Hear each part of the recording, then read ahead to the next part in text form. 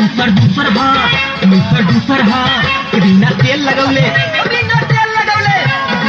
लगौले जाला यार ना पेन भीतर हो मिस्टर